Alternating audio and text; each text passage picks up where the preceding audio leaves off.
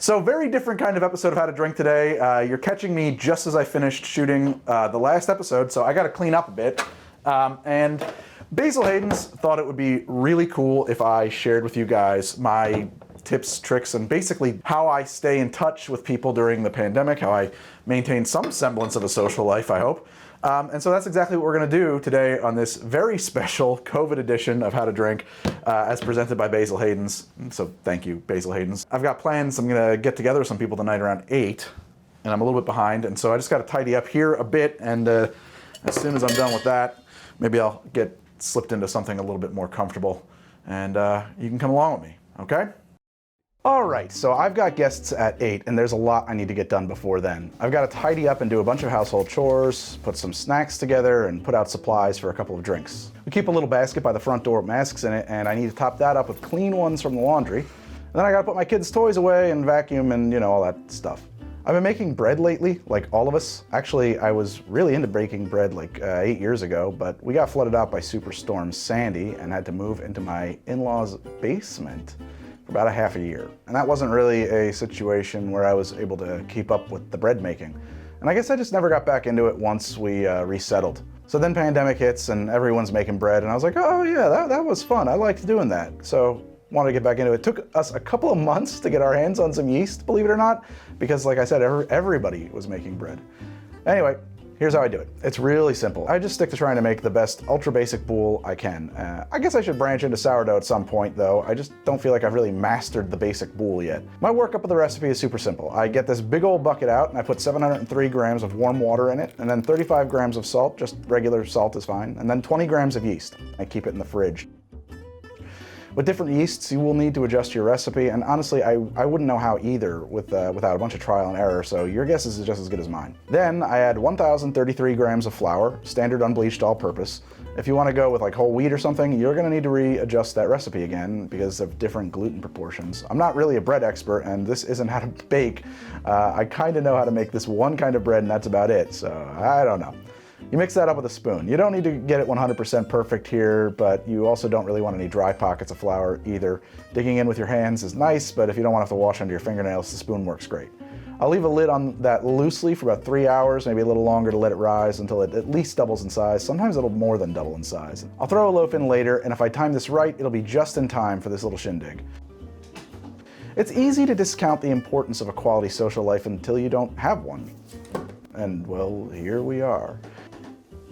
I think it's super important to maintain and to keep in touch with friends and family. Actually, if you look at the world's 5 so-called blue zones, where people have a really high tendency to live the longest, like past 100 years, there's maybe a genetic component to that, and there's certainly a dietary one, but they're all also cultures that seem to have a really healthy work-life balance and are very into social meals and getting together as often as possible, all the time, like big bottles of wine around dinner and just lots of fun, good times with friends. So I don't know, I think it's probably really important for your health, like physical health, not just mental health, which you certainly shouldn't ignore or discount, but people have a tendency to. Actually, kind of ahead of schedule here, which is basically unheard of for me. Nothing wrong with a sip of whiskey and a good long stare at the sea. Aye. The weather is actually incredibly crummy today, just rain, fog, and wind and cold, so a fire sounds nice. I do love to sit by the fire, I'll tell you that much. It's just so wet out, I really got rained on, huh? I think that looks healthy though. I think all that extra smoke, it's gonna build heat and build heat and build heat. As long as it gets just enough air, whew, it'll go big. The dough is now done rising, so I'm gonna get my bread peel set up and scatter some coarse grain cornmeal across the surface, which will let it slide. Then I'll pull up the dough and hack off a chunk to make a loaf. And there's no rule here, but this size looks pretty good. Need to kind of work it quickly into a ball shape by pulling it around itself. You want a smooth, unbroken skin of dough on the outside to make a nice crust. And if your hands are sticking, you can rub some flour on them, rub some on the dough too, but not so much as to really alter the recipe here. Scatter some flour over the top of it, and using either a bread knife or like one of those baker's razors, make some slashes to allow for the bread to expand. I'm not gonna lie, my loaves have been kind of exploding lately, and I'm not sure why. I'm probably not proofing them long enough. Hopefully we did it right this time, but I guess if not, there's always another loaf to make. Save the rest of that dough in the bucket in the fridge, and whenever you want a loaf, you can hack off a chunk, shape it up, and let it proof. Toss it in the oven.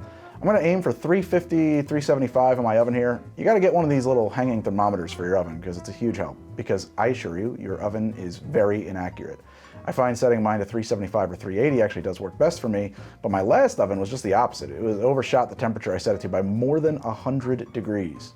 For bread baking, I keep my broiler pan open, but I set it on the floor of the oven, and once the oven is up at temperature, I'll dump some water in there to raise the humidity in the oven, and then just slide the loaf onto the pizza stone. I wish I could tell you exactly how long it's going to take to bake, but this isn't rocket science, and every loaf I make is slightly different in size, and then the oven temperature is never exactly the same, so it could be 20 minutes, it could be 40 minutes. You just got to watch it for a nice golden brown crust. You're going to get a feel for this. Not bad. A little crusty. Nicey nice. I mean, sucker exploded. Well, as I said, I'm no bread expert. I think I'll put a little cheese board together. I like brie, I like Gouda. Honestly, I like just about any cheese because cheese is good. I'm gonna do some olives. I think there's a whole contingent of people online who don't like olives, and I really urge you to give these Castelvetrano olives a try. I bet they are nothing like the ultra briny Kalamatas you find at the olive bar in the supermarket. I happen to also really like the ultra briny olives though, so I'm gonna set up a little tapenade. It goes great on the bread. Some grapes, some nuts, plate of crackers, we are in business. One question I get a lot regarding parties and entertaining is about batched cocktails. So some drinks are going to scale great and some don't, and you've always got a few ways you can skin that cat.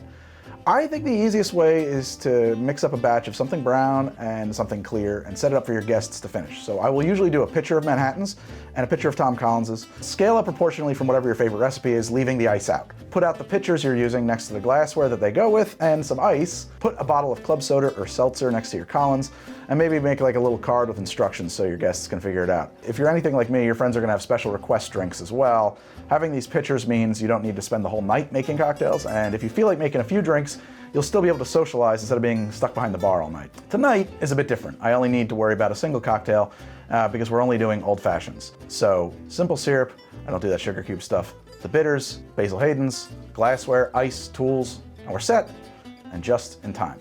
It's really important to stay in touch with people, even during this pandemic. And if you can gather in the backyard or a local park while maintaining social distancing, I guess that's one way to go.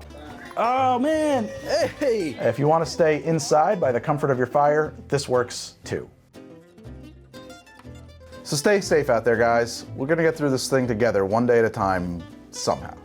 I want to thank Basil Hayden's again for sponsoring this one, and I really hope you liked it. Let me know if you did or didn't in the comments. I know it's a huge departure from my normal stuff. Oh, but hey, if you like the regular HUD, there's an awful lot of that out there, like these videos. Check them out. Good stuff. See you soon, guys.